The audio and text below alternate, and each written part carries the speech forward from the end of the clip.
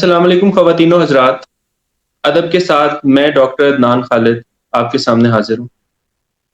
ख़वातीनो हज़रात, जब भी ग़ज़ल के फ्यूचर की बात होती है, जब भी ये बात होती है कि ग़ज़ल किन हाथों में है, चंद ऐसे लोग हैं, चंद ऐसे शायर हैं, जिन्होंने ग़ज़ल की रवायत को, ग़ज़ल के लोच को, ग़ज़ल के अंदर तग़ज़्ज़ुल को अभी भी कायम रखा हुआ है और उनकी शायरी को पढ़कर ये लगता है कि ग़ज़ल बहुत अच्छे हाथों में है। इन्हीं लोगों में से एक बहुत नुमायाँ नाम उमैर नजमी है। आज के हमारे गेस्ट उमैर नजमी अदब के साथ आपके सामने पेश हैं। मैं उनसे ये दरख्वास्त करूँगा कि वो इस प्रोग्राम का हिस्सा बने। अस्सलाम वालेकुम उमैर भाई, क्या हाल-चाल? जी, वालेकुम अस्सलाम। अदनान भाई, सबसे पहले तो बहुत शुक्रिया, आपने इस प्लेटफ़ॉर्म के थ्रू मुझे मज़ीद सुनने वालों के और अपने जो ऑडियंस है उससे कनेक्ट होने का मौका दिया। और मैं बिल्कुल ठीक-ठाक, आप सुनाइए? मैं बिल्कुल ठीक हूँ। अच्छा उमैर भाई, सबसे पहले जब भी कोई गेस्ट आता है, मेरी सबसे पहली कोशिश ये होती है कि हम ये जानें कि वो अदब की तरफ, शेर की तरफ किस तरीके से आए।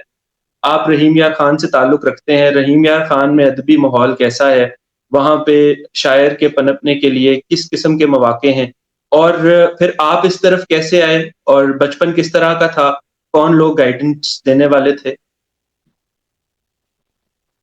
जी, आपके सवाल के 2 हिस्से हैं बेसिकली, तो उसमें मैं दोनों को बारी-बारी उनका जवाब देता हूँ। सबसे पहले तो मैं अदब की तरफ कैसे आया? तो उसमें क्योंकि मेरा मानना ये है कि आपकी जो भी एक इंसान दुनिया में आता है, वो अपने साथ कुछ ख़ास रुझानात, कुछ ज़ौक़, कुछ मिज़ाज का एक हिस्सा जो मतलब हर एक का एक जैसा नहीं होता, जहाँ से वो थोड़ा-सा मुनफ़िद होता है या मुख्तलिफ़ होता है दूसरों से, इवन अपने घर वालों से।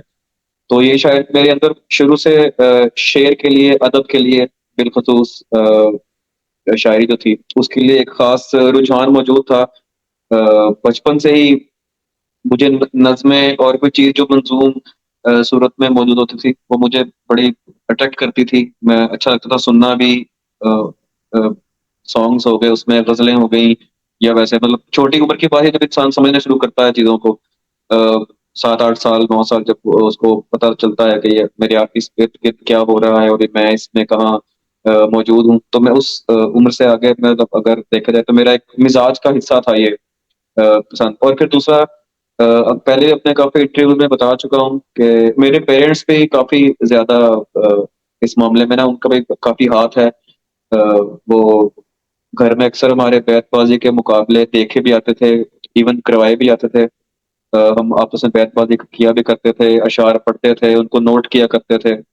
तो एक डायरीज़ बनी हुई थी हम सारे बहन-भाइयों की, इवन मेरे पेरेंट्स के पास भी डायरीज़ थी, जिनमें जैसे पुराने दौर में होता था कि कोई शेर कहीं अच्छा लगा किसी मैगज़ीन में, किसी प्रोग्राम में सुना आपने, तो वो आपने नोट कर लिया। तो ये इस तरह की चीज़ें चल रही थी। फिर सेकंडली, हमारी जब गर्मियों की छुट्टियाँ होती थी, समर वेकेशन जो अमूमन होती हैं, तो उसमें ज़्यादातर बच्चों को होता है कि कुछ गर्मी में जो काम है, उससे जो टाइम बचेगा उससे हम कुछ खेलेंगे या जो भी है।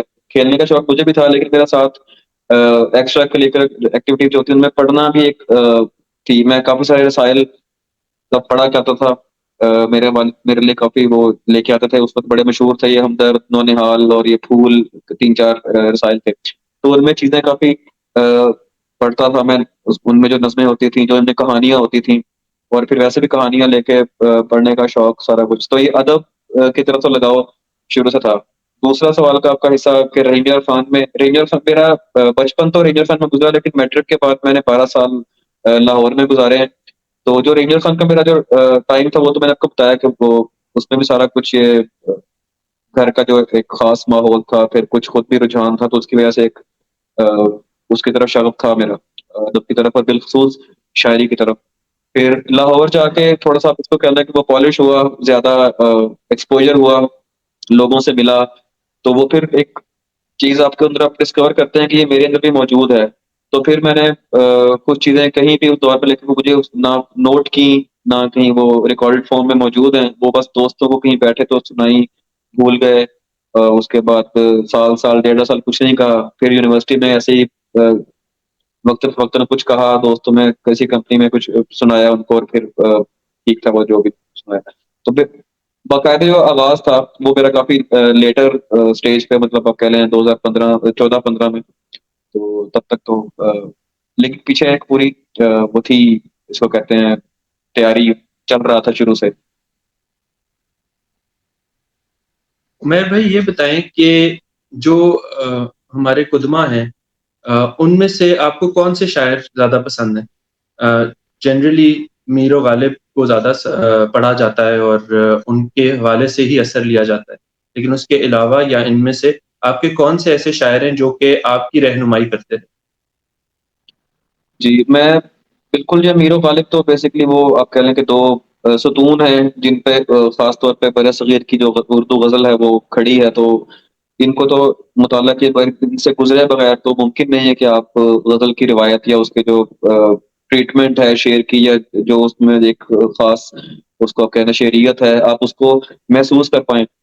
बाकी जो इनके अलावा है मैंने पढ़ा तो ऑलमोस्ट जितने भी इनके जो हम असर भी थे मतलब वली दक्कनी से आप शुरू हो जाएँ इब्न अमीर खुसरो का कलाम से आप अगर शुरू करें, तो फिर वली दक्कनी, सौदा, मीर गालिब, मसफ़ी, ताल, ज़ौक़, मोमिन, तो इन सब लोगों को पढ़ा है, तो इन सब लोगों ने ज़ाहिर-सी बात है जितने भी लोग थे इनके अलावा भी कुछ नाम होंगे जो मैं अभी मिस कर रहा हूँ, लेकिन इन सब ने कुछ ना कुछ अपना जो हिस्सा है वो उर्दू ग़ज़ल में डाला है। ग़ज़ल में ही नहीं शायरी की बात करते हैं क्योंकि इनकी मसनवियाँ और इनके जो कसायद हैं और बाकी चीज़ें तो सारे इन लोगों से भी ज़ाहिर-सी बात है इनसे भी फ़ैज़ हासिल हुआ है। और जो सीनियर शुअरा हैं आपके सीनियर उनमें से कौन-से क्योंकि ये भी माना जाता है कि जब आप अपने असर के शायरों को जब तक नहीं पढ़ते, तब तक आपको वो जो दौर हाज़िर के तकाज़े हैं, ग़ज़ल कहने के, शेर कहने के, वो तब तक पूरे नहीं हो पाते। तो सीनियर्स में से कौन से ऐसे थे जिन्होंने आपको अवाइल में जब आप लिख रहे थे, तो उस टाइम पे आपको तहरीक दी या वो आपको इंस्पायर किया उन्होंने?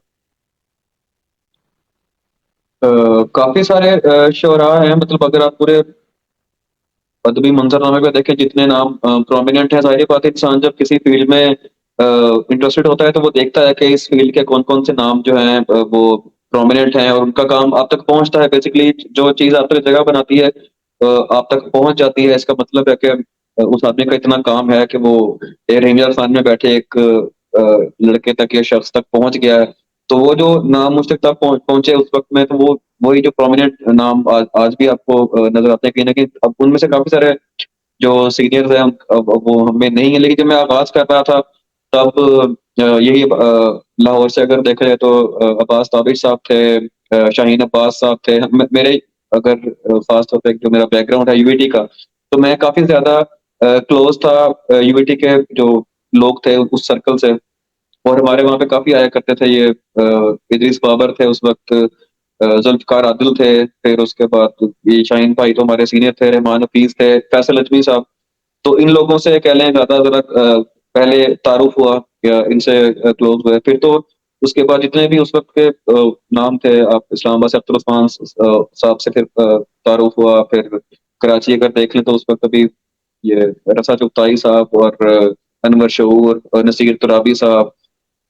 मैं वही बात के आप नाम क्योंकि मैंने लेने शुरू कर दिए हैं, लेकिन काफ़ी सारे नाम ऐसे होंगे जो मैं नहीं ले पाऊँगा, तो मेरी कोशिश ये होती है कि नाम ना लिए जाएँ। लेकिन ये वो लोग जो अभी मेरे ज़हन में से क्योंकि मैं बात कर रहा हूँ तो अभी आए तो मैंने फ़ौरन बता दिया। इनके अलावा भी बहुत सारे लोग फिर आहिस्ता-आहिस्ता ज़ाहिर-सी बात है उन सबसे इंसान कुछ ना कुछ कोई भी चीज़ जो आप पढ़ते हैं वो कहीं न कहीं आपका याददाश्त का, आपके शऊर का फिर अल्टीमेटली आपकी तख्लीक का हिस्सा बन जाती है। तो इन सब लोगों का आप कह लें एक कलेक्टिव एक नस्ल का जो होता है विज़डम या उसका जो काम होता है वो ट्रांसफ़र होता है अगली नस्ल में। तो इन सब लोगों का ये आप कह लें मेहनत थी, इनका किया कराया आप कह लें जो हम तक मुंतकिल हुआ हमारी नस्ल में। अच्छा मुझे ये बताइएगा कि ये भी माना जाता है कि ये एक क्रिएटिव आर्ट है शेर कहना और ठीक है, अल्लाह की तरफ से आपको एक टैलेंट दिया जाता है लेकिन उसके बाद इसमें उस्ताद का होना और इसको बाकायदा सीखना वो भी ज़रूरी है। आप इस बारे में क्या कहते हैं और आपने कोई बाकायदा उस्ताद आपके हैं? क्योंकि कई दफ़ा ऐसा होता है कि वो हिडन जेम्स होते हैं जो बहुत पॉपुलर शायरों के पीछे उनको शुरू में नोक पलट दुरुस्त करने में मदद करते हैं। जी बाकायदा उस्तादी वाला जो मेरे ख़्याल में जो मेरी राय है, उसमें तो ये है कि क्योंकि पहले हमारे पास सिवाय किसी इंसान के पास मैं आज से कोई 20-25 साल पहले की भी इवन बात करूँ या 30 साल पहले, किसी दूसरे इंसान के पास जाकर उससे सीखने के अलावा हमारे पास कोई ज़राए नहीं थे। लेकिन आप आज अगर थोड़ी देर के लिए नेट पे इवन बैठ जाएँ, आप देखें तो आपको हज़ारों चीज़ें मिल जाएँगी जो आपको टेक्निकल नो हाउ दे देंगी। शेर कहने के बारे में मतलब औज़ान है और काफ़िया रदीफ़ क्या होता है, बहर क्या होती हैं, बहूर कौन-कौन सी हैं और उनको तख्तीक कैसे कर सकते हैं। जितनी भी टेक्निकैलिटीज़ हैं, जिनके ऊपर कोई भी कलाम को परखा जाता है, तो वो तो आपको सारी इसमें मिल जाएँगी। नेट है। अब उस्ताद जो अगर आपकी इन चीज़ों में अब वो कह लें कि मैंने काफ़ी दफ़ा सुना है मेरी नस्ल के काफ़ी सारे लोग कहते हैं कि वो इर्रेलेवेंट हो गए हैं। लेकिन ये चीज़ें आपको टेक्निकल नो हाउ तो देंगी लेकिन बहरहाल तरबियत का जो काम है वो कोई इंसान ही करेगा। वो कोई आपका सीनियर आपको बताएगा कि किसी महफ़िल में बैठने के आदाब क्या होते हैं, कलाम सुनाना वो जो है उसका क्या उस कवायद-ओ-ज़ाबित क्या हैं, हुदूद और क़यूद क्या हैं आपकी आपने जो कलाम कहीं पेश कर रहे हैं, वो कैसे उसका नोक-पर जैसे आपने बात की है। इवन आप शेर कहने की हद तक कि आपका एक ख़ास अगर स्टाइल है, उसलूब जिसे कहा जाता है, तो वो उसमें अगर थोड़ी-सी आपको पॉलिश करने में हेल्प करे, तो मेरे हिसाब से इसमें हर्ज कोई नहीं है। जहाँ तक मेरी बात है, तो मैं अपने सारे जितने भी मेरे इर्द-गिर्द दोस्त थे, मेरी जो कंपनी थी, इवन रेंजर खान में भी और पीछे जो मेरे यूएटी में भी जिन लोगों के साथ मैं बैठता था, उन सबकी कलेक्टिव वो कह लें कि उनके साथ मेरा मशवरा होता था। जब मैंने बाकायदा शेयर करना शुरू किया, उनको सुनाता था, फिर उनकी आती थी जैसे पहला रिएक्शन जो होता है या इनपुट जो होता है, फिर उसके मुताबिक अपने उसमें कुछ बेहतरी या उस मिसरे को तब्दील करना। वो हमारी नस्ल का मैं अपनी बात कर रहा हूँ 2010 के बाद में जो आने वाले जितने भी हैं, ऑलमोस्ट जो जितने भी शायर हैं, वो इसी मेरे ख़्याल में प्रोसेस से गुज़रे हैं।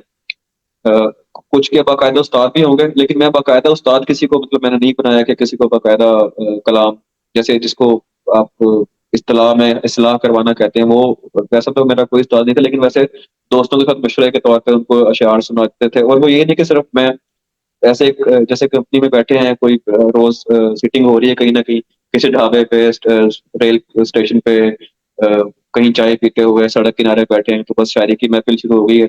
नया कुछ कहा, जी, जी सुनाएँ। तो वो सुनाना शुरू किया सबने, फिर बीच में मशवरा भी शामिल हो गया, यार ये मिसरा थोड़ा ना लग रहा है कि इसमें कोई ऊपर-नीचे अगर थोड़ा-सा हो जाए तो बेहतर हो जाएगा।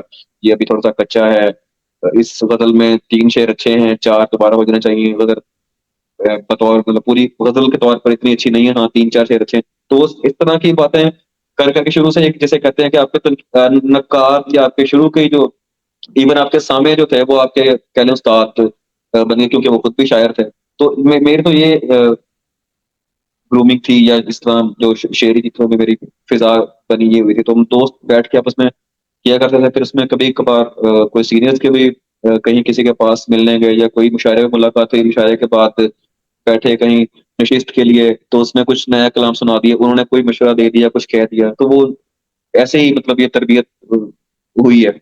बाकायदा उस्ताद कोई नहीं था। निकाल लाया हूँ एक पिंजरे से एक परिंदा, अब इस परिंदे के दिल से पिंजरा निकालना है। ये शेर इतना पॉपुलर हुआ, बड़े-सग़ीर में पॉपुलर हुआ, आपकी पहचान बन गया। इस शेर के पीछे क्या मुतहर्रिकात थे? क्या सोच थी? अ, आमद का शेर था या प्योरली टेक्निकल क्राफ्ट का शेर था?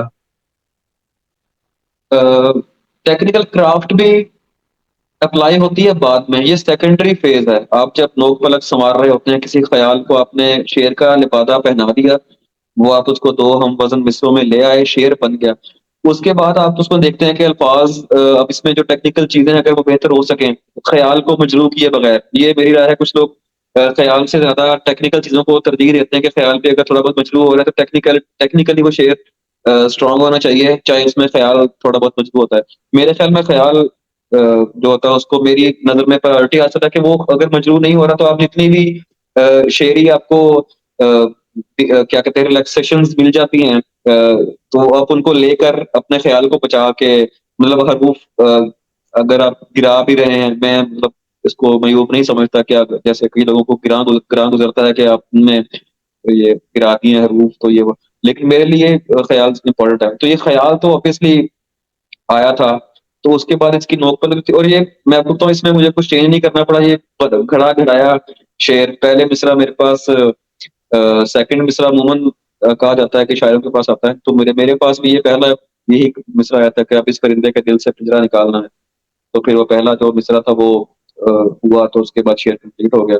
तो इसमें वो कोई टेक्निकल क्राफ्ट तो मेरे इसमें कोई ऐसे मतलब बाद में ना कोई चेंज करना पड़ा इसका ये आप कह लें खड़ा-खड़ाया इसको आप आमद ही कह लें, दोनों मिसरे जो थे पूरा शेर।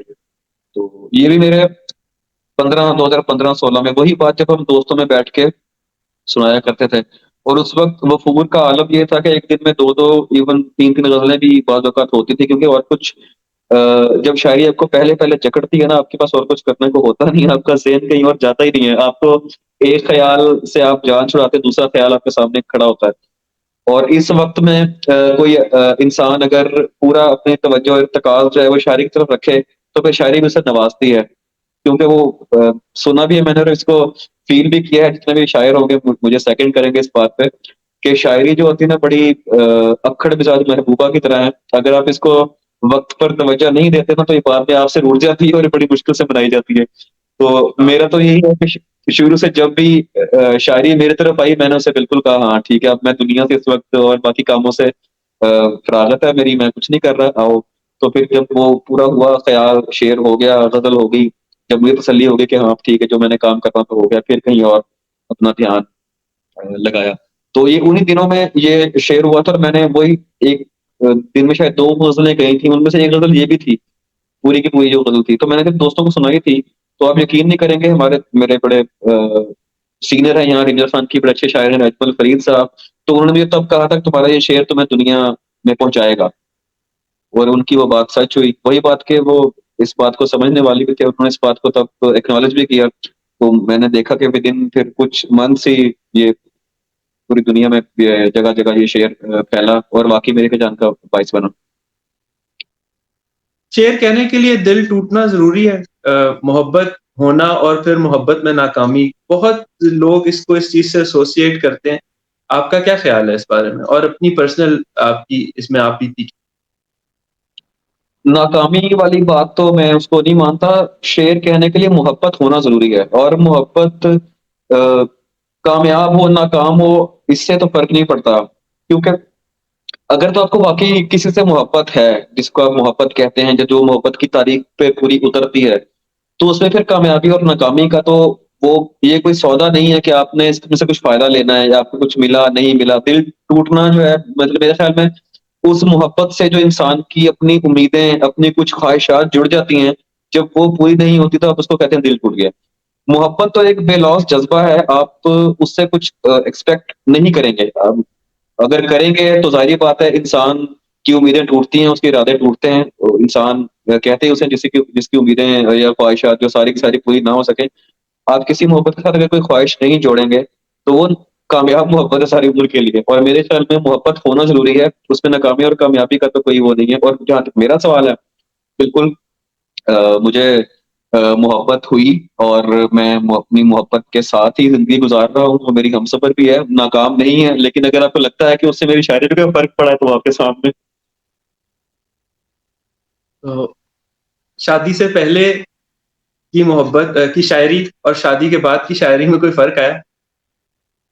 मैं आपको बता रहा हूँ कि मैंने शायरी बाकायदा शुरू ही शादी के बाद की, तो आपकी ये बात तो मैं यहीं से नेगेट मतलब अगर मेरा मिसाल देखी जाए तो यहीं से नेगेट होती है कि मैं तो अगर देखा जाए कि सुना है कि शादी के बाद अ, ये हो जाए तो शायरी कोई लतीफ़ा तो शायद मुश्ताक साहब का है, यूसुफ़ी साहब का कि अगर बीवी अच्छी मिल जाए तो ज़िंदगी अच्छी हो जाती है, अगर बीवी खराब मिल जाए तो शायरी अच्छी हो जाती है।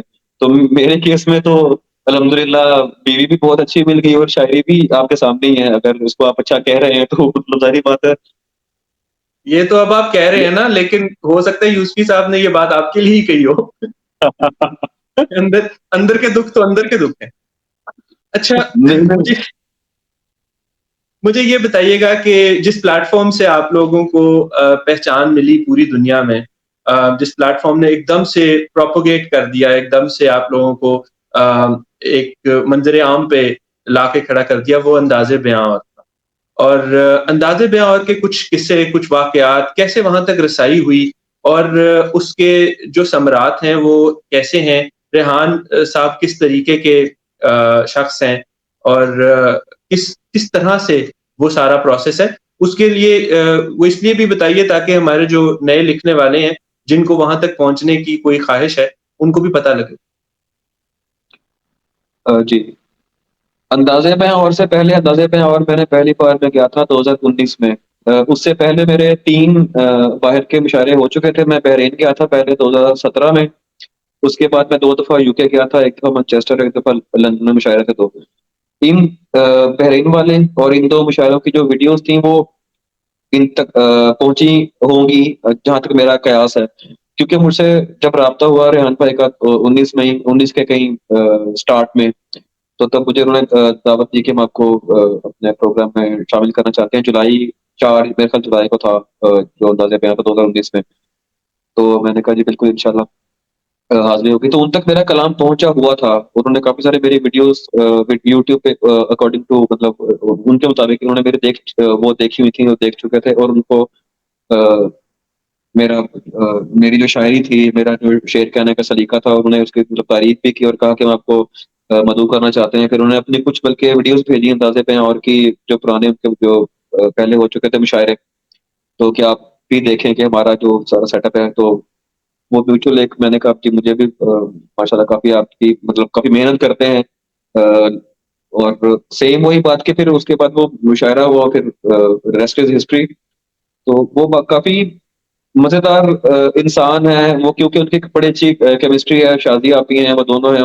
वैसे तो अगर देखा जाए तो वो पार्टनर्स हैं इस अंदाज़े में और में, लेकिन उनकी बड़ी एक ना बड़ी प्यारी-सी खूबसूरत-सी केमिस्ट्री है। लखनऊ के वो बड़े दोनों हैं और उनकी फिर उर्दू बोलने का तरीका, फिर शायरी से जो मोहब्बत है, मेन चीज़ शायरी से मोहब्बत, कि उनको कहीं भी अच्छा शेर मिलता है तो वो उसको एक्नॉलेज भी करते हैं और फिर उस बंदे तक पहुँचने की कोशिश भी करते हैं कि किसने शेर कहा हुआ है। तो मैं जैसे बता रहा हूँ कि मुझ तक भी उनकी रसाई ऐसे उन्होंने मेरे कई अशआर पढ़े, देखे, फिर वीडियोज़, फिर मुझ तक उन्होंने तो अगर उन तक पहुँचने का आप जैसे कह रहे हैं कि नए लिखने वाले हैं, अच्छा शेर अगर आप कह रहे हैं और आपको सुना जा रहा है और किसी न किसी वक़्त आप ज़ाहिर बात है उन तक आपकी रसाई होगी और वो हर साल कोई न कोई नया चेहरा या 2-3 नए चेहरे सरहद पार से भी, हमारे यहाँ से भी, तो वो वहाँ पे यकजा करते हैं। तो वो एक ना एक दिन आपको भी इंशाल्लाह वहाँ पे बुलाया जाएगा और ये क्योंकि अंदाज़े थे और तो साल में वो काफ़ी सारे उनके इवेंट्स होते हैं, फिर 10 से 12 इवेंट्स तो इस साल उनके हो रहे हैं इंडिया में भी और दुबई में भी। तो वो किसी न किसी मौके पे तो आपको इंशाल्लाह मौका मिलेगा। अच्छा उमैर भाई ये गिरोह बंदियाँ जो हैं शायरों में ये होती हैं और अगर होती हैं तो ये कितनी सख्त हैं और किस तरह से ये इफ़ेक्ट कर रही हैं आपके जो शेरी कल्चर को? इसके ऊपर क्या कहेंगे?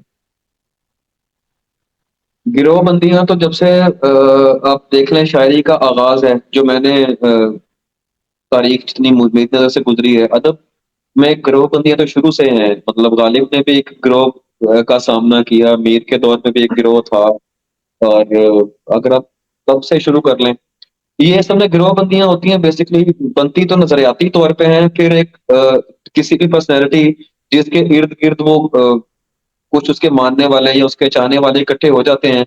फिर बाज़ औक़ात वो लोग उनको अपनी प्रोजेक्शन के लिए और अपने मुखालिफों के क्या कहते हैं उनकी हरदर-अफ़ज़ाई के लिए या उनको नीचा दिखाने के लिए इस्तेमाल करना शुरू कर देते हैं। वो एक नेगेटिव चीज़ है। गिरोहबंदी इन इट्सेल्फ जो है ना वो कोई बुरी चीज़ नहीं है। वो दुनिया में आप किसी भी चीज़ में देख लें, जितनी भी फ़ील्ड्स हैं, इवन जो आप एजुकेशन ले लें, उसमें भी आप एक स्पेशलाइज़ करने के लिए आपको क्लासेस बनाई जाती हैं कि आप फलाँ क्लास के हैं, आप फलाँ क्लास के हैं, आपने ये सब्जेक्ट वहाँ बैठ के पढ़ना है, ये सब्जेक्ट आप वहाँ बैठ के पढ़ेंगे। तो एक ख़ास नुक्ता नज़र के लोग, एक ख़ास मकतब फ़िक्र के लोग, एक ख़ास थ्योरी रखने वाले हैं, अदब के बारे में, शायरी के बारे में अगर इकट्ठे हो रहे हैं, तो उसमें कोई वो बुरी बात नहीं है। वो बैठ के ज़ाहिर बात है तरोीज के लिए ही काम कर रहे हैं। हाँ, अगर वो प्लेटफ़ॉर्म यूज़ हो रहा है नेगेटिव पर्पज़ के लिए, किसी को नीचा दिखाना है, हमने कोई तक़रीबकारी करनी है, जब तक तामीर के लिए इस्तेमाल हो तब तक उसमें कोई हर्ज नहीं है। लेकिन अगर तक़रीब के लिए इस्तेमाल हो रहा है तो मेरे ख़्याल में उसको उसको कंडेम करना चाहिए और ऐसे किसी भी लॉबी का या ग्रोह का हिस्सा बनने से आपको पूरी कोशिश करनी चाहिए कि आप इसका हिस्सा ना बनें। तो मैंने जब से आगाज़ किया है मैंने बड़ी फूँक-फूँक के कदम रखे हैं। मेरी कोशिश यही रही है मैं किसी लॉबी का हिस्सा ना बनूँ, ना लगूँ कि मैं किसी ख़ास लॉबी का हिस्सा हूँ। अब पता नहीं मैं इसमें कितना किस हद तक कामयाब हो सका हूँ। लेकिन बहरहाल मैंने ये कोशिश की है कि जहाँ कोई तकरीबी अनासिर नज़र आएँ मुझे या लगे कि ये आगे चल के सूरत-ए-हाल ऐसे होने वाली तो मैं टाइमली उससे अलहदा हो जाऊँ। तो ये थोड़ा-सा देखना पड़ता है इसमें। अच्छा, उमर भाई ये बताइएगा कि सिगरेट के हवाले से शेयर कह दिया या उसमें किसी लड़की का नाम हो गया या जनरली यूथ को टारगेट करके शेयर कह दिया। तो ये क्या ऑडियंस को टारगेट करके ये शेयर कहा जाता है या शेयर हो जाते हैं और ऑडियंसेस उसकी तरफ अट्रैक्ट होती हैं? क्योंकि क्या ऑडियंस को टारगेट करके शेयर कहना एक दुरुस्त रवायत है और उससे फिर एक इम्पैक्ट क्रिएट करने की ख़्वाहिश तो इससे शायर को बचना चाहिए या इसकी तरफ भी आना चाहिए बिकॉज़ एक आर्ट है तो एक आर्टिस्ट अपनी तरफ से वो एक्सप्रेशन क्रिएट कर सकता है। तो आपका क्या ख़्याल है इसमें? इसमें मेरा ये ख़्याल है कि सिगरेट या लड़की का ज़िक्र इसको अभी एक साइड पे रख दें कि किसी भी चीज़ को मखसूस करें कि इसके बारे में शेर। एक शायर को अगर ये पता है कि मैंने एक शेर में मेरे एक शेर में शेरियत है, उसमें एक ऐसी चीज़ है जो लोगों को टच करेगी, जो लोगों जिससे लोग रिलेट करेंगे, जो लोगों की कैफ़ियत बदल देगी। इसको सुनेंगे तो कोई अ, उनकी जो पहले स्टेट थी उसमें कुछ ना कुछ चेंज आएगी। आप कोई भी मौज़ू पर ऐसा एक शेर कहते हैं, तो मेरे ख़्याल में वो शेर काबिल कबूल है, वो उसमें ये नहीं कहना चाहिए कि ये शेर आपने फलाँ मौज़ू पे टारगेट करके अगर आपके ज़हन में है कि हाँ, मैंने अ, एक ख़ास चीज़ पर ही शायरी किए जानी है, जब तक मुझे कोई वहाँ से रिस्पॉन्स या जो भी आप ज़ाहिर बात है आप ऑडियंस टारगेटेड इसीलिए कह रहे हैं कि आपको वहाँ से रिस्पॉन्स चाहिए एक ऑडियंस का, जो कि अमूमन देखा जाता है कि सीरियस या फिर बहुत ज़्यादा फिलोसॉफ़िकल संजीदा शायरी पर नहीं मिल रहा होता। अब अच्छा इसमें एक फ़र्क है और ये फ़र्क जो है ये शुरू से है, अभी से नहीं। मुशायरे की शायरी थोड़ी-सी सहल पसंदी की तरफ होती है। हर शायर के पास अशार एक जैसे नहीं होते। उसके पास कुछ अशार ज़्यादा बड़े ख़्याल के होते हैं, कुछ अशार बिल्कुल आप कह लें इवन कुछ अशार बिल्कुल सतही लेवल के भी होते हैं, लेकिन उसके अपने अशार होते हैं। वो एक ख़ास कैफ़ियत से गुज़रा होता है जब उसने वो शेर कहा होता है। एक सिगरेट पीने वाला शायर है, वो सिगरेट पीते-पीते उसको सिगरेट के धुआँ देख के या कोई ख़्याल आ गया तो क्या उसको क्यों ना बाँधे वो, जब तक उसमें शेरियत मौजूद है। अगर वो शेर में कोई कैफ़ियत लाने में कामयाब हो गया है तो व्हाई नॉट? अगर किसी लड़की या आप चलें इसको कर लें कि जी अगर लड़की कह रही है तो लड़के के लिए और लड़का कह रहा है तो लड़की के लिए जेंडर चलें इसमें आप ले आएँ कि ऑपोज़िट जेंडर के लिए। अगर उसमें एक लतीफ़ कोई पैराया आ रहा है, उसमें वो शेर शेर कहलाने का हकदार है जो भी आपने कहा है, तो व्हाई नॉट? अब मुशायरे में जाकर अमूमन जो आपने बड़े जिनको आप कहते हैं कि आप अब कोई भी शायर चाहता है मैं आपको चैलेंज करता हूँ मतलब कि आप किसी भी शायर की आप मुशायरे की शायरी आप देखेंगे, वो उसकी किताब की शायरी से बिल्कुल हटकर होगी और अमूमन कुछ चीज़ें होती हैं, कोई 10 से 12 चीज़ें हैं, जो हर शायर सुना रहा होता है मुशायरे में। क्योंकि उसको पता होता है कि ये चीज़ें जो है ना, ये अवाम तक पहुँच जाएँगी। अ, एक बड़े स्टेज पे जब आप खड़े होते हैं, आपके सामने एक मजमा है, आपने उस वक़्त आपको एक ना क्या उसे कहते हैं, इंस्टेंट रिस्पॉन्स आपको एक शायर को ना दाद को कहते हैं, दाद क्यों चाहिए? दाद की भीख ना माँग मतलब दाद के बगैर एक्नॉलेजमेंट को किसको नहीं चाहिए? एक्नॉलेजमेंट हर बंदे को चाहिए होती है और मुशायरा एक ऐसी जगह है जहाँ पे आपको इंस्टेंट एक्नॉलेजमेंट चाहिए होती है। वरना आप चाहे वापस सीट पे जाके या बाद में कहें कि मुझे फ़र्क नहीं पड़ता, हर इंसान को अंदर से फ़र्क पड़ रहा होता है कि उसको दाद नहीं मिल रही हो तो। ये भी मैं आपको दिल की मतलब एक सच्ची बात बताता हूँ। जितने भी है ना मुझे दाद की परवाह नहीं है। जिनको दाद की परवाह नहीं होती ना वो मुशायरे में जाते भी नहीं है, उनको खींच के लाना पड़ता है, कि आप आएँ किसी मुशायरे में। वो फिर पढ़ते भी 2-3 अशआर पढ़ के वो नज़र आता है जो जान छुड़ा रहा होता है। और जो फ़ौरन पहुँचता भी है मुशायरे पे और कहता है मुझे परवाह नहीं है दाद वगैरह की, वो मैं आपको तो ये थोड़ी-सी मुनाफ़िकत है यहाँ पे। तो जो बंदा मुशायरे पे आएगा उसको वहाँ पे दाद भी चाहिए क्योंकि आप लोग एक राय आमा जो हमवार होती है ना, अब मैं थोड़ी-सी इसमें वो बात करना चाह रहा हूँ थोड़ा-सा उसमें जो टेक्निकल जो चीज़ें हैं। राय आमा जो होती है ना वो हमवार हो रही है जिसको आप हवा चलना कहते हैं कि एक हवा चल गई है। एक लोगों की राय बन गई है। वो बनती है इंस्टेंटली ऐसे ही कि देख के बाय वर्ड ऑफ माउथ। आप बैठे हुए कहीं एक शायर या आप इवन शुरा की महफ़िल में आप बैठे ना, अचानक एक बात होगी, यार मैं परसों एक जगह गया था, एक लड़का नया सा आया, उसने यार क्या दाद ली है। आप ये नहीं वो पहले ये नहीं कहेगा कि उसने शेर क्या सुनाए हैं, यार उसको क्या दाद मिली है। मैं अभी अपना ये तजुर्बा बयान कर रहा हूँ। इसमें हो सकता है कि लोगों के मुख्तलिफ तजुर्बात हों, मैं जो अपना अमूमन 90% 95% ज़्यादा जो मेरा ये तजुर्बा रहा। अच्छा यार उसको क्या दाद मिले, क्या फिर क्या शायर था वो, क्या शायरी थी उसकी। ये आपकी अपनी राय पर भी लाशऊरी या जो भी कह दें, एक असर-अंदाज़ होती है ये चीज़। दाद जो होती है जब आपको एक रिएक्शन रिस्पॉन्स मिल रहा होता है ना, वो एक एक्नॉलेजमेंट भी होती है और वो एक फ्यूल भी होती है आपको नेक्स्ट मुशायरे के लिए, यार नेक्स्ट जो आपके जो कहना है उसके लिए तैयार करती है ये चीज़। तो ये बड़ा एक कॉम्प्लेक्स सा स्ट्रक्चर है, इसको कह लें, जो सारा बनता है कि एक सर्कल है, एक साइकिल है, जिसमें ये सारा कुछ चलता है। आप कुछ कहते हैं, आपको उसका रिस्पॉन्स आता है, आप उससे अच्छा कहना चाहते हैं ताकि और रिस्पॉन्स आए। तो ये एक साइकिल है और मेरे ख्याल में ये पॉजिटिव और प्रोडक्टिव चीज़ है। तो बाकी जो अ, टारगेटेड आप कहते हैं, ठीक है, कुछ लोग कहते भी होंगे, लेकिन उसमें भी क्या मतलब हर्ज क्या है? लोग सुन रहे हैं, अगर किसी को पसंद आ रहा है तो वो उनका है। जिन लोगों को ये है ना कि कागज़ पे या लंबे अरसे के लिए ये शायरी नहीं रहने वाली, तो आप ठीक है, आप इसको बात को आप मान लें, अपने इस यकीन के साथ आप मोहकम यकीन रखें इस बात पर और बस इस बात को भूल जाएँ कि ये 5-6 साल बाद इनको कोई याद रखेगा, तो नहीं रखेंगे कोई। और अगर रहने वाली चीज़ होगी, तो वो रह जाएगी। वही बात कि at the end of the time फैसला वक़्त ने ही करना है, कौन रहेगा, कौन नहीं रहेगा। किसको स्टेज के प उतरने से साथ लोग भूल जाएँगे, वो भी मिसालें हमारे सामने हैं कि कुछ लोग स्टेज जैसे ही छोड़ा, लोग उनको भूल गए।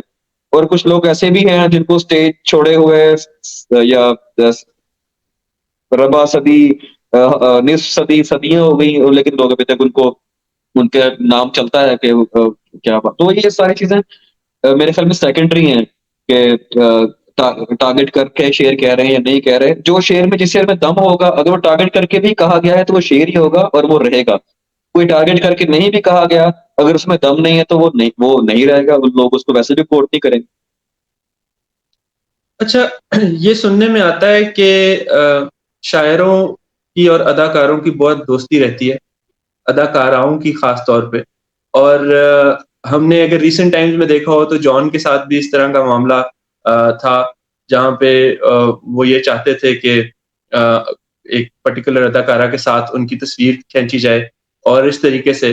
तो आप मुझे ये बताएँ कि जब पॉपुलैरिटी मिली और जब शेर आप कहते हैं, तो क्या अदाकाराओं की तरफ से, सेलिब्रिटीज़ की तरफ से या अपनी फ्रेटर्निटी में फीमेल जो आपकी कंटेम्परेरीज़ हैं, उनकी तरफ से कभी आपको पज़ीराई मिली और उन उस उसमें कोई वाक़या ऐसा? पज़ीराई तो मिलती है। पज़ीराई एक और मतलब वो एक चीज़ है कि आपको किसी ने आपकी तारीफ़ की है और कोई कहीं आपको मिला है, तो आपको पहचाना है और कहा है कि आपका शेर सुनते हैं और सारा कुछ, ये तो हुआ है। लेकिन इसमें मेरे लिए आप कह लें कि थोड़ा-सा फॉर्च्यूनेट रहा हूँ कि फीमेल साइड ज़रा कम है। मेल साइड ज़रा ज़्यादा है जो मुझे सुनते भी हैं और मुझे पसंद भी करते हैं। तो शायद उसकी वजह ये भी है कि मैं शुरू से ही जब मैं शायरी में आया था, पहले से ही मैं एक तरफ से महफूज़ था कि मतलब ठीक है, इस तरफ जो है ना, इस तरफ से हमने कोई वो हमारा ये वाली साइड जो है ना, ये बंद है, ये दरवाज़ा बंद है हमारे लिए। लेकिन पज़ीराई की जहाँ तक बात है, वो तो दोनों तरफ से मिलती है। बाकी इसमें तो कोई वो सिनफ़ी लिहाज़ से कोई वो इम्तियाज़ नहीं है कि कहाँ से और कहाँ से, बाकी दोनों तरफ से ही पज़ीराई भी मिलती है, मुलाकातें भी होती हैं, बैठते हैं, गपशप भी होती है, उनको शायरी सुनाई भी जाती है, उनसे उनके किस्से सुने जाते हैं। तो इस फ्रेटर्निटी में, क्योंकि सोशल मीडिया ने इन दोनों जो फ़ील्ड्स हैं ना, उनको काफ़ी क्लोज़ कर दिया है। मतलब आप इवन देखें कि काफ़ी हमारे पिछले आप अगर 10 साल के इवन ड्रामास उठा के देख लें ना, उनमें शायरों पर शायरी पर बनने वाले ड्रामों में एक बड़ी तेज़ी से तरक्की हुई है। एक तादाद में बड़ी वो एक ना आई है। पिछले आप अगर उससे पिछले 20 साल लगाएँ तो शायद उनमें 1 या 2 ड्रामाज़ ऐसे होंगे जिनमें कोई मेन कैरेक्टर, कोई शायर दिखाया गया है। लेकिन आप पिछले 10 साल में उठा के देखें तो आपको 5 से 7 ड्रामाज़ मिल जाएँगे जो कि बड़े फिर हिट भी हुए और लोगों ने उनको मतलब पसंद किया इस कैरेक्टर में। तो शायरी क्योंकि अब होगी थोड़ी-सी मखसूस लोगों से उठकर एक अवाम तक पहुँच चुकी है। ज इवन मैं आपको इस मामले में सेलिब्रिटी अगर आपने बात की, तो वाकया सुनाता हूँ छोटा सा। अलहमरा में पीएलएफ हो रहा था, तो उसमें जिस वक्त साइमल्टेनियसली मुशायरा हो रहा था, साथ ही बाहर अली जफर और अली इज़्ज़त का कॉन्सर्ट चल रहा था। आप मेरे हम इवन हम सब शायरों के लिए बड़ी ये अचंभे की और बड़ी खुशगवार हैरत की वाली बात थी कि उस हॉल से उठकर शायरी की जो महफ़िल थी, उसको छोड़कर कोई एक आदमी बाहर नहीं गया, क्या कहते हैं उस कॉन्सर्ट में। और ये बात बड़ी उन दिनों में बड़ी वो हुई भी कि इवन अनाउंसमेंट की गई कि Ali Zafar is on stage, Ali Zafar is on stage, सब उनके बाकायदा नाम पुकारे गए। लेकिन कोई बंदा भी जो स्टेज हॉल में मौजूद था, क्योंकि हॉल में आने के लिए एक रश था, और उस रश से होकर जो बंदा वहाँ गुज़रा, और फिर बाहर भी इवन दरवाज़ों के लोग खड़े थे अपनी बारी के इंतज़ार में, तो कोई अपनी सीट छोड़कर बाहर नहीं गया। तो अब ये सेलिब्रिटी जो है ना, एक वो बड़ा एक थिन लाइन रह गई है, और ये बड़ी खुशाइन बात है। आपके वेस्ट में सिर्फ शोबिज़ सेलिब्रिटीज़ नहीं होती, राइटर्स भी सेलिब्रिटीज़ हैं वहाँ पे, पोएट्स भी सेलिब्रिटीज़ हैं। ये हमारे यहाँ ये पोएट्स वगैरह को पहले कुछ नाम होते थे जो टीवी पे जिनकी ग़ज़लियात गाई जा रही हैं, जिनको जो हाउस होल्ड नेम्स बन गए थे। ज़्यादातर लोग नहीं बन पाते थे।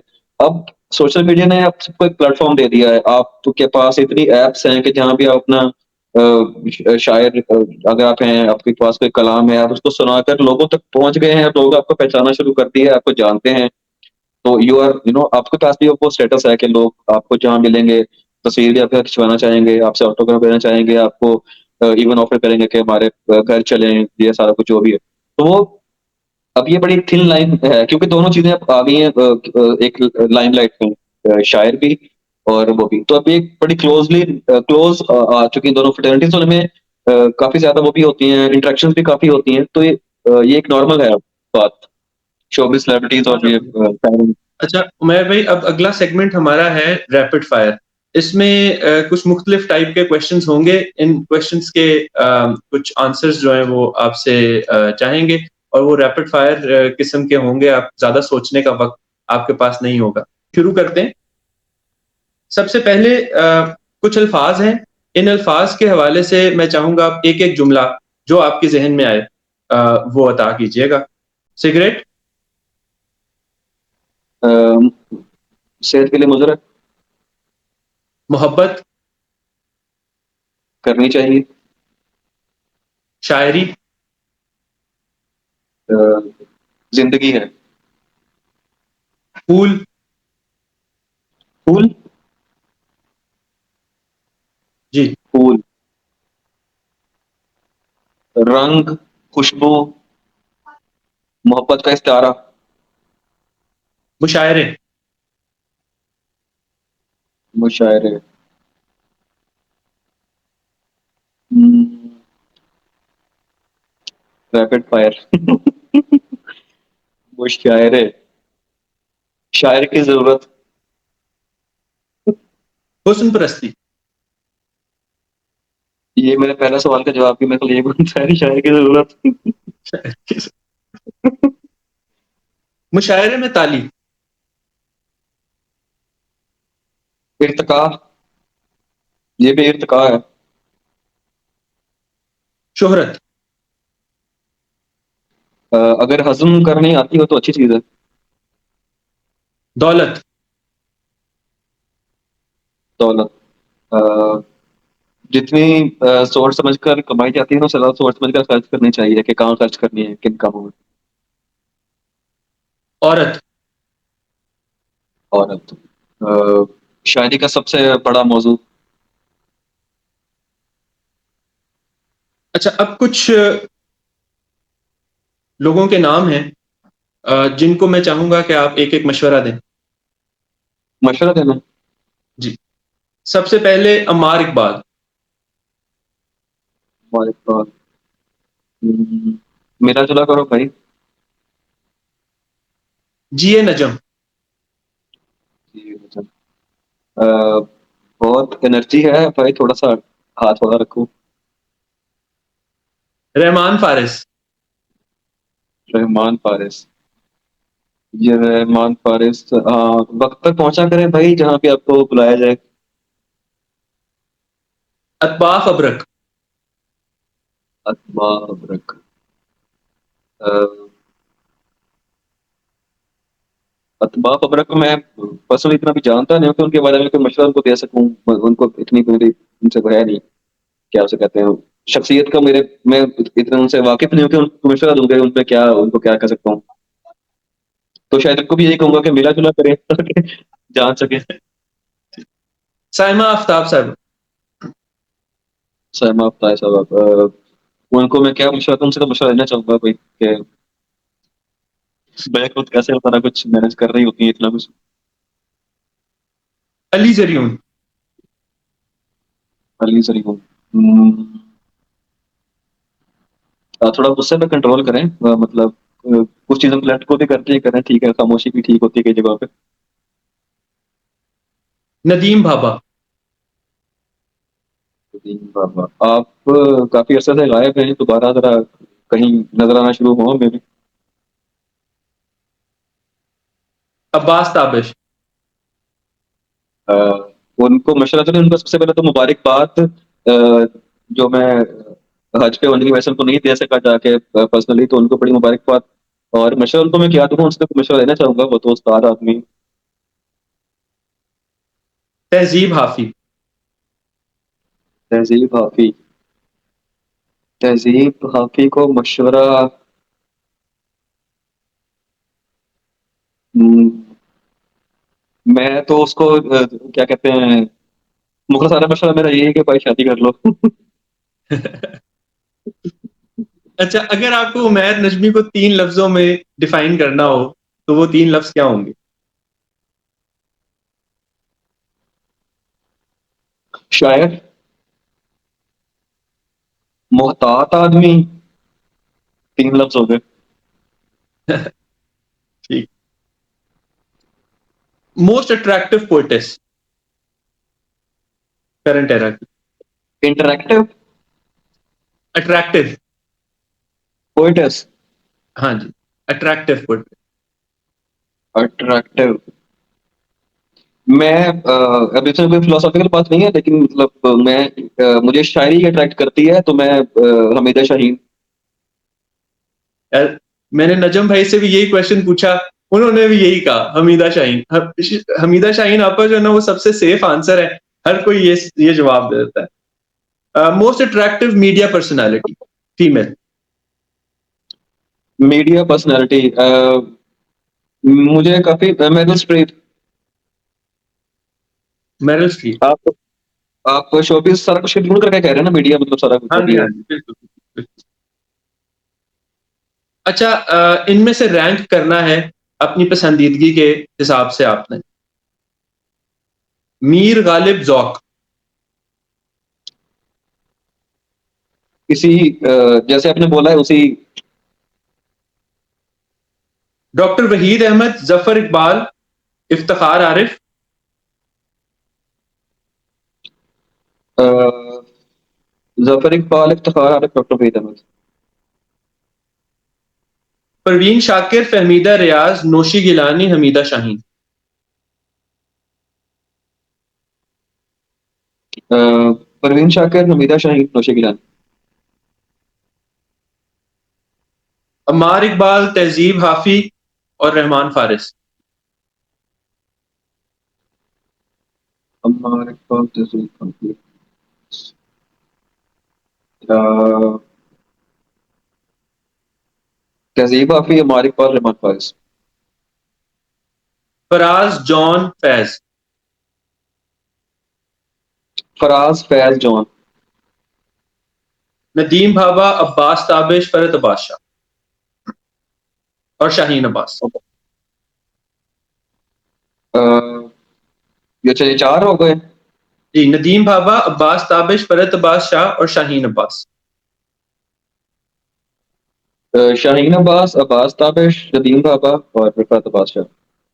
बहुत शुक्रिया उमैर भाई, बहुत ज़बरदस्त रहा इंटरव्यू, और रैपिड फायर भी आपने बहुत बचते-बचाते अच्छे तरीके से उसके साथ इंसाफ किया।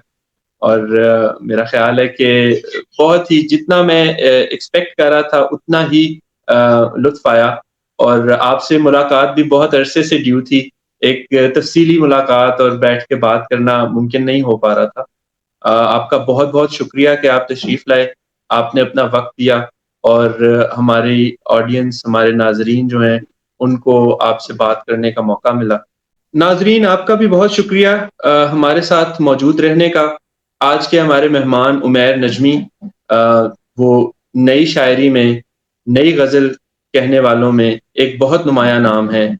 हमारी ये ख़्वाहिश है कि अल्लाह ताला उनको और तरक्की दे, वो ज़िंदगी में और नाम कमाएँ, वो शेर और अदब की और ख़िदमत कर सकें और शायरी उनको बहुत ज़्यादा तरक्की और बहुत ज़्यादा शोहरत और बहुत ज़्यादा नाम अता करे और जैसे कि उन्होंने फ़रमाया कि अब सेलिब्रिटी स्टेटस शायर का भी वैसा ही होता चला जा रहा है जैसे अदाकारों का है। अल्लाह ताला उनको ये सेलिब्रिटी स्टेटस भी अता करे। एक हाउसहोल्ड नेम वो ऑलरेडी हैं, अल्लाह ताला उसमें इज़ाफ़ा फ़रमाएँ और बरे-सग़ीर में उनका नाम बहुत रोशन हो। मैं आप सबसे इजाज़त चाहता हूँ।